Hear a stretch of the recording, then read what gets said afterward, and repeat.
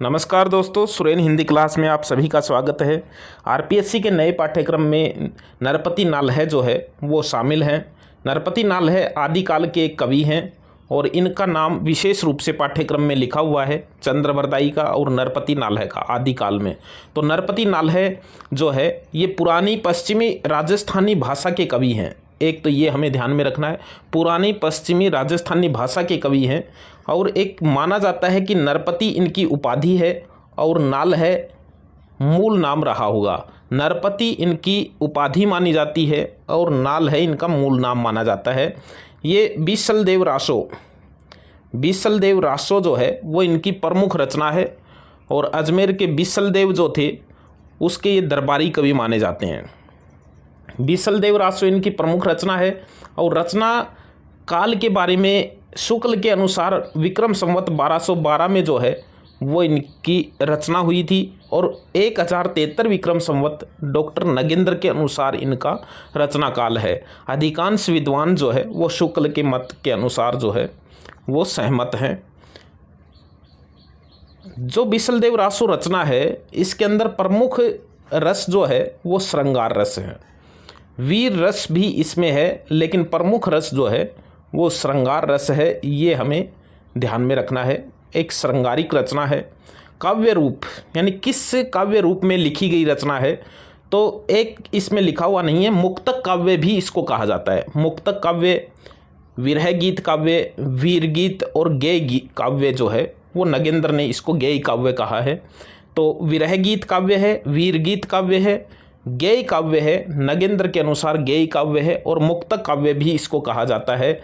जब नगेंद्र में इसको गेय काव्य कहा तो डॉक्टर मेनारिया कहते हैं कि यह काव्य गेय नहीं था। यह काव्य गेय नहीं था क्योंकि राजस्थान में कभी भी यह गेय नहीं रहा, यानी इसको गाया नहीं गया।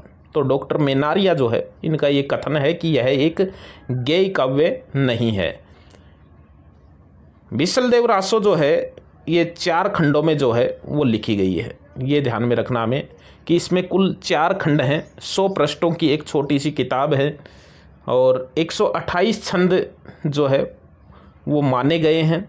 बाकी कुछ जगह 316 छंद भी लिखे हुए हैं, 216 छंद भी लिखे हुए हैं, लेकिन 128 छंद जो है वो इसका आंसर जो है वो आया हुआ है।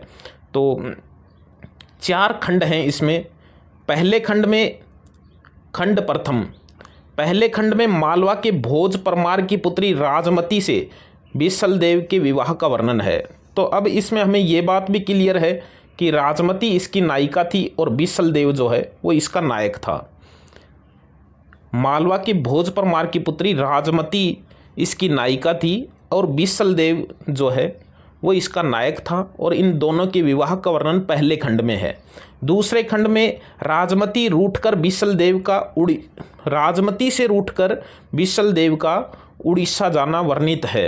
यानी राजमती से रूठकर जो है वो बीसलदेव उड़ीसा चला जाता है, ये दूसरे खंड में वर्णित है।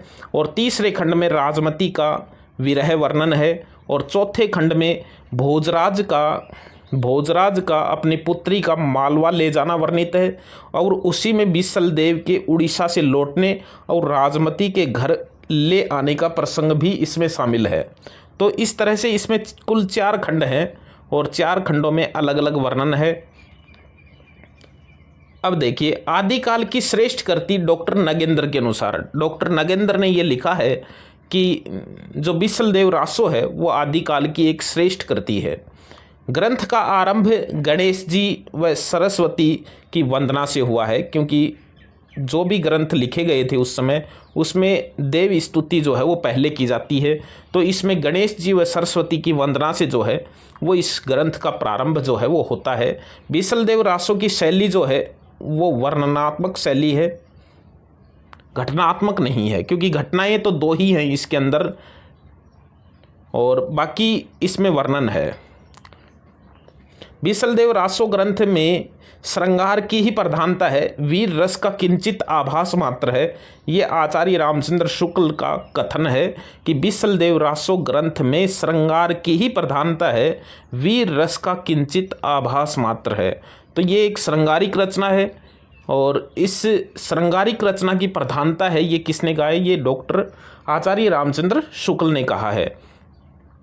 नरपति नालह ने ग्रंथ को स्त्री रसायन कहा है, ये भी एक प्रमुख तथ्य है इस नरपति नालह से संबंधित कि विशलदेव रासो जो है उसके रचयिता नरपति नालह हैं। उन्होंने स्वयं ये कहा है कि ये एक स्त्री रसायन है, और वो इसमें लिखते हैं किताब के अंदर कि स्त्री रसायन बखान करूं, यानी मैं स्त्री के रसायन का जो है वो बखान करता हूं। तो ये नायिका प्रधान रचना है, ये हमें इस शब्द से ही पता चलता है कि ये जो रचना है ये नायक प्रधान नहीं, नायिका प्रधान है। राजमती जो है वो प्रमुख है, और स्त्री रसायन ग्रंथ जो है रचनाकार ने स्वयं इसको कहा है। 2 प्रश्न इसमें, एक प्रश्न इसमें यह भी है कि भाई इसकी भाषा कौन सी है। तो ये आचार्य रामचंद्र शुक्ल जो है इन्होंने अपने ग्रंथ में लिखा है कि विशलदेव रासो की भाषा साहित्यिक नहीं है, राजस्थानी है। तो ये तो लाइन में कोई दम नहीं है कि भाई कि साहित्यिक नहीं है, राजस्थानी है। तो राजस्थानी कौन सी है? एक जगह ये भी लिखा हुआ है कि विशलदेव रासो जो है इसकी भाषा जो है वो अवहट भाषा है, और एक जगह ये भी लिखा हुआ है कि इसकी जो भाषा है वो अपभ्रंश भाषा है, पिंगल भाषा भी इसको लिखा हुआ है। एक जगह ये भी लिखा हुआ है कि जो नरपति नालह हैं ये डिंगल भाषा के एक श्रेष्ठ कवि हैं। तो इसकी भाषा से संबंधित विवाद है, लेकिन निश्चित है कि राजस्थानी प्रधान भाषा जो है वो इसके अंदर शामिल है। अवहट भाषा है जिसमें राजस्थानी के शब्दों का प्रयोग अधिक हुआ है। तो ये इसके भाषा से संबंधित था, जिसमें अलग अलग किताबों में अलग अलग जो है वो लिखा हुआ है। हम फिर मिलेंगे किसी अच्छी रचना या अच्छे रचनाकार के साथ, तब तक के लिए बाय।